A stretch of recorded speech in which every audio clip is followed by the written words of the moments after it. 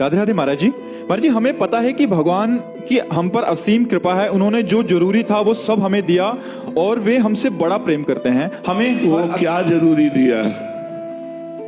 रुपया, पैसा, मकान, परिवार, रिश्ते, नाते, क्या ये हमें जरूरी था? और भूल बढ़ा दी कि जरूरी सामान दे दिया, आवश्यकता की पूर्ति हो गई। हम इसे भगवान को धन्यवाद नहीं देते, हम इस बात पर भगवान को धन्यवाद नहीं देते। माँ अपने को अन्य कार्य में मगन करने के लिए बच्चों के सामने खिलौने फेंक दिया करती है। माँ की कृपा तो तब माने जब खिलौनों से हटा करके हमको अपनी गोद में अपने वक्षस्थल का दूध पिलावे। ये थोड़ी कि और अच्छे अच्छे खिलौने फेंक दिए और आप तो मगन हो गई और मुझे खिलौनों में रमा दिया। क्या खिलौने मेरी आवश्यकता है? आवश्यकता माँ है या खिलौने? माँ। ऐसी आवश्यकता भगवान है या भगवान की माया?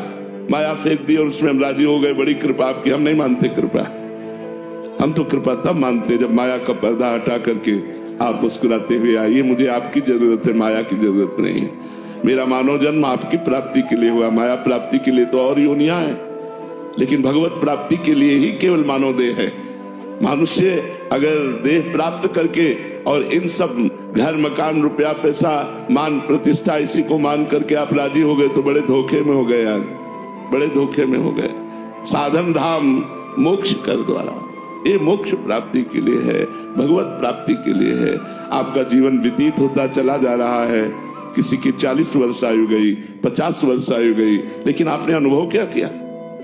अभी मृत्यु आने वाली है, आपके शरीर को छुड़ा देगी, घर, परिवार, रिश्ते, नाते सब यहीं रह जाएंगे। आपके पास क्या दुर्लभ मानुष्य देह से कमाया हुआ है?